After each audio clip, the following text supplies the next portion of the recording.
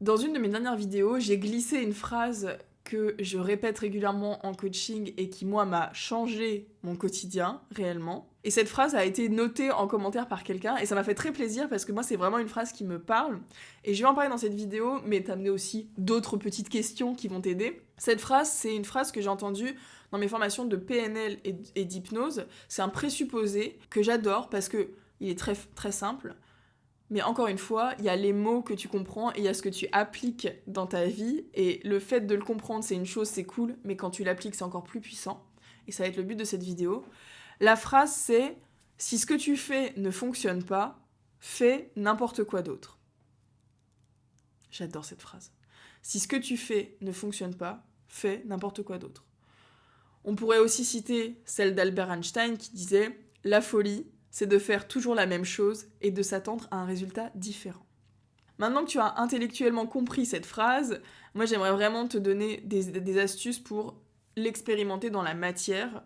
Donc je m'adresse vraiment aux personnes qui sont bloquées dans des schémas répétitifs négatifs. Par exemple, si comme moi pendant des années tu as galéré ou tu galères à perdre du poids, à te mettre au sport, à manger sainement, si tu as des addictions, si tu as des relations toxiques, tu attires toujours les mêmes personnes, etc. Tu as du mal à gérer tes émotions et c'est toujours pareil, c'est toujours la même chose, je ne déroge pas à la règle, etc. Cette vidéo, elle peut vraiment t'aider. Il y a un moyen de changer les choses et le dénominateur commun de tout ça, c'est toi. Et comme je dis aussi, une autre phrase pépite que je n'ai pas encore sortie en vidéo, je crois, il est plus aisé de se changer soi-même que de changer les autres. J'adore aussi cette phrase, et ça nécessite beaucoup de remise en question, c'est pas forcément facile, c'est pas forcément intégrable tout de suite, mais en tout cas, cette vidéo elle est là aussi pour t'aider, pour semer des graines et voir après ce que tu prends, ce que tu prends pas. Mais du coup, pour t'aider dans si ce que tu fais ne fonctionne pas, fais n'importe quoi d'autre, il y a un concept que je me répète et que j'ai vu dans une de mes formations aussi et qui m'a beaucoup aidé parce qu'en fait, du coup, ça devient un réflexe maintenant pour moi. Identifier ta situation qui se répète ou qui te limite. J'ai eu l'exemple avec l'un de mes coachés récemment. Il me disait, je suis très stressée avant de prendre le train. À chaque fois, c'est pareil. Je suis très stressée avant de prendre le train. Et je dis, qu'est-ce qui vous stresse, etc. Donc je creuse. Et en fait, il me dit, à chaque fois, j'ai peur d'oublier des choses. Et en fait, cette peur d'oublier des choses crée le stress. Et du coup, question magique, si ce que tu fais ne fonctionne pas, fais n'importe quoi d'autre, je lui disais, quel process vous pouvez mettre en place pour ne pas avoir cette peur d'oublier des choses. Surtout que visiblement, le fait de prendre le train, c'était quelque chose qui le faisait de temps en temps, en tout cas qui se répétait. Donc, si à chaque fois qu'il va prendre le train, il est stressé par peur d'oublier des choses, quel process peut-il mettre en place pour ne pas avoir peur d'oublier des choses ?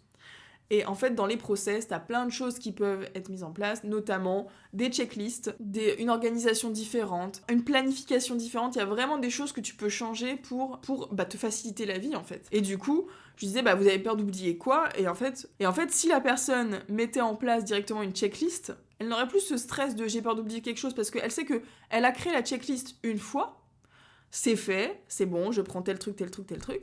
Elle ressort cette checklist 2 jours avant son voyage pour vérifier, elle fait la checklist en même temps, le stress n'existe plus. Si l'élément déclencheur du stress était « j'ai peur d'oublier quelque chose », remplacé par checklist, il n'y a plus le stress de ça. Et donc, le fait de mettre en place des processus quand tu as un événement qui se répète et pour lequel tu es limité par X ou Y raison, le fait de mettre en place un processus différent va te permettre d'avoir un résultat différent.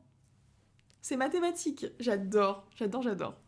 Donc voilà, quel process tu peux mettre en place pour avoir un résultat différent et plus de kiff. Moi, un processus que j'ai mis en place, que j'avais lu aussi dans un... Ça, c'est pareil. Alors ça, si t'as des problèmes d'organisation et de productivité, ça va t'aider.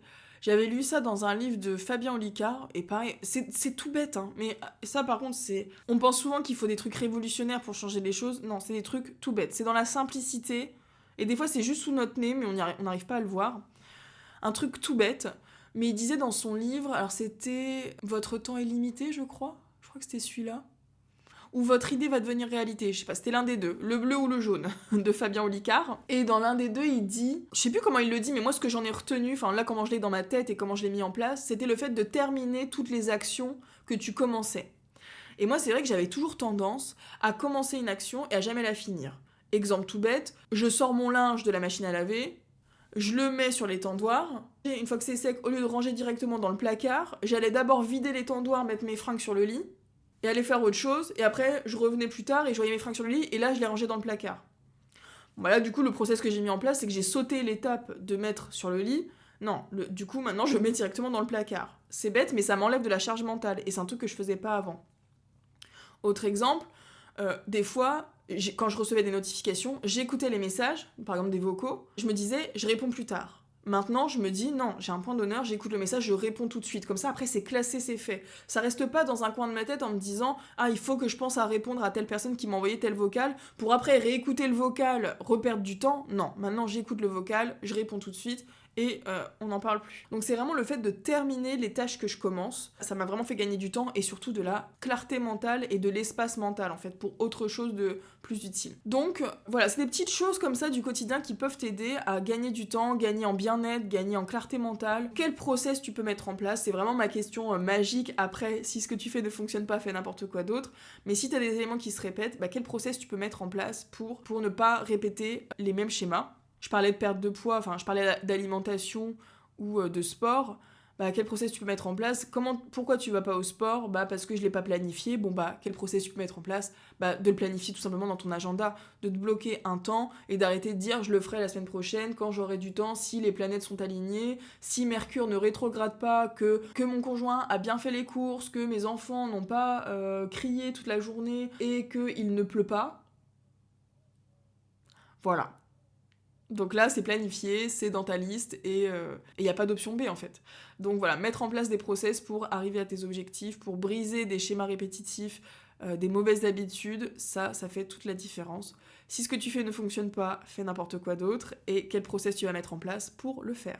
Il y a toujours un moyen, il y a toujours un process que tu peux mettre en place pour arriver à plus de bien-être, de l'amélioration, avoir des bénéfices.